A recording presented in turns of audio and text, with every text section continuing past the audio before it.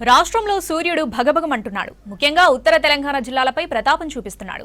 రాష్ట్రంలోని దక్షిణ జిల్లాలతో పోలిస్తే ఉత్తర జిల్లాల్లో ఎండల తీవ్రత ఎక్కువగా ఉంటుంది. ఉత్తర తెలంగాణ జిల్లాలు హీట్ కోర్ జోన్లో ఉండటంతోనే హై టెంపరేచర్లు, ఉక్కపోత అధికంగా ఉందంటున్నారు వెదర్ ఆఫీసర్స్. నార్త్ నుంచి వచ్చే వేడి గాలులతో టెంపరేచర్లు అధికంగా రికార్డవుతున్నట్లు చెబుతున్నారు. పచ్చదనం, భూగర్భ జలాలు తగ్గడంతో ముప్పు పెరుగుతున్నట్లు తెలిపారు. ఇండస్ట్రియల్ జోన్, బొగ్గు గనులు కూడా కారణమంటున్నారు. మరోవైపు హైదరాబాద్లో వేడి అధికంగా ఉంటుంది.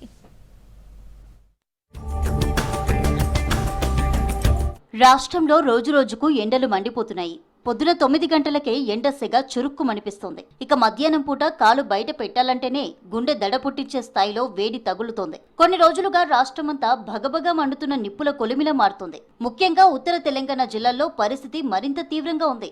రాష్ట్రంలోని దక్షిణాది జిల్లాలతో పోలిస్తే ఉత్తర జిల్లాల్లో టెంపరేచర్లు రికార్డు స్థాయిలో నమోదవుతున్నాయి. ఎల్నినో ప్రభావం కూడా ఉత్తర జిల్లాల్లోనే అధికంగా ఉంటుందని వెదర్ ఆఫీసర్లు హెచ్చరిస్తున్నారు. ఉత్తర తెలంగాణ జిల్లాలపైనే వేడి ఎఫెక్ట్ ఎందుకు ఎక్కువగా ఉంటుంది అంటే ఆ ప్రాంతం హీట్ కోర్ జోన్లో ఉండటమే కారణమని ఎక్స్పర్ట్స్ చెబుతున్నారు. ప్రధానంగా ఆదిలాబాద్, నిజామాబాద్, నిర్మల్, పెద్దపల్లి, మంచిర్యాల, వరంగల్, జగిత్యాల, కరీంనగర్, కొమరంభీం, ఆసిఫాబాద్ వంటి జిల్లాలు ఆ జోన్లలోనే ఉన్నాయని అంటున్నారు. ఉత్తరాదిన ఇతర రాష్ట్రాల నుంచి వీచే వేడిగాలుల వల్ల మన రాష్ట్రంలోని ఆయా జిల్లాల్లో ఉష్ణోగ్రతలు ఎక్కువగా నమోదవుతున్నాయని చెబుతున్నారు. దానికి తోడు గాలిలోని తేమ తక్కువగా ఉండడం, సరిపడా అటవీ సంపద లేకపోవడం వంటి కారణాలు ఆయా ప్రాంతాలను హీట్ కోర్ జోన్లలో ఉండేలా చేస్తున్నాయని చెబుతున్నారు. అంతేకాదు భూమి మీద టెంపరేచర్లను రెగ్యులేట్ చేయడానికి గ్రౌండ్ వాటర్ కూడా కీలకం. కానీ ఉత్తర తెలంగాణ జిల్లాల్లో భూగర్భ జలాలు పడిపోతుండటం వల్ల కూడా హీటు రెగ్యులేషన్ జరగడం లేదని చెబుతున్నారు. దక్షిణాది జిల్లాలతో పోలిస్తే ఉత్తర జిల్లాలో తక్కువ ఎత్తులో ఉండడం కూడా టెంపరేచర్లు పెరగడానికి కారణమవుతుందని వెదర్ ఆఫీసర్లు అంటున్నారు. అత్యంత వేడి ప్రాంతమైన మహారాష్ట్రలోని విదర్భకు చాలా దగ్గరగా ఉండడం వల్ల కూడా తెలంగాణలోని ఉత్తర ప్రాంతంపై తీవ్రమైన ప్రభావం పడుతుందని చెబుతున్నారు ఎక్స్పర్ట్స్. పెద్దపల్లి, మంచిర్యాల, జగిత్యాల, కరీంనగర్ వంటి జిల్లాల్లో పలు చోట్ల పరిశ్రమలు ఉండడం, బొగ్గు గనుల తవ్వకాలు జరుగుతుండటం వంటి కారణాలతోనూ ఉష్ణోగ్రతలు పీక్స్ కు చేరుకుంటున్నాయని ఎక్స్పర్ట్స్ చెబుతున్నారు.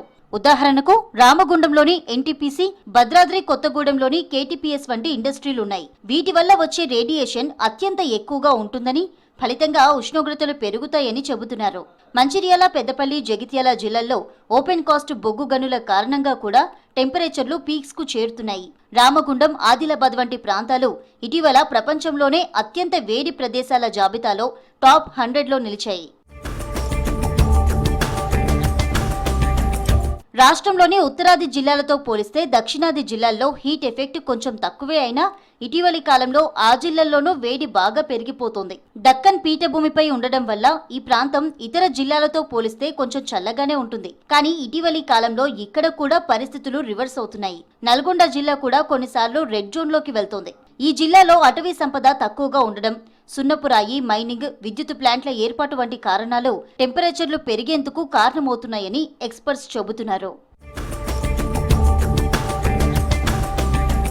ఇక హైదరాబాద్ సిటీ సహా పట్టణ ప్రాంతాల్లో ఉష్ణోగ్రతలు రికార్డు స్థాయిలో నమోదవుతున్నాయి. మిగతా జిల్లాలతో పోలిస్తే హైదరాబాద్ సిటీలో తక్కువ ఉష్ణోగ్రతలే రికార్డు అవుతున్నా వేడి మాత్రం ఆయా జిల్లాల్లోని టెంపరేచర్ల స్థాయిలోనే ఉంటుంది. దానికి కారణం వెట్ బల్బ్ ఎఫెక్ట్ అని వెదర్ ఆఫీసర్లు చెబుతున్నారు. టెంపరేచర్ తక్కువగానే ఉన్నా తీవ్రమైన ఉక్కపోత ఉంటే మన శరీరం తీసుకోలేదు. దీంతో వేడి మంట తీవ్రంగా అనిపిస్తుంది. ఉదాహరణకు టెంపరేచర్ 42 డిగ్రీలే రికార్డైనా దాని వేడి మాత్రం 45 నుంచి 46 డిగ్రీల రేంజ్లో ఉంటుంది. అలాగే ఎక్కడికక్కడ కాంక్రీట్ నిర్మాణాలు వెలియడం, అద్దాల మేడలు ఏర్పాటు కావడం వంటి కారణాలతో భూమిలోకి అబ్జర్వ్ కావాల్సిన హీట్ అంతా ఉపరితల వాతావరణంలోకి రిఫ్లెక్ట్ అవుతుంది. దీనినే అర్బనోట్ ఐలాండ్ ఎఫెక్ట్ అంటున్నారు. సిటీలో వాహనాల సంఖ్య విపరీతంగా పెరిగిపోయింది. జంట నగరాల్లో ఆయా వాహనాలు ప్రతి రోజున సగటున విడుదల చేస్తున్న కాలుష్యం, ఇంజన్ నుంచి విడుదలయ్యే శక్తి రేడియేషన్ కలిపి 1500 టన్నుల దాకా ఉంటుందని అంచనా వేస్తున్నారు. అందుకే ఇక్కడ టెంపరేచర్లు తక్కువే అయినా వేడి ఎక్కువగా ఉంటుందని చెబుతున్నారు.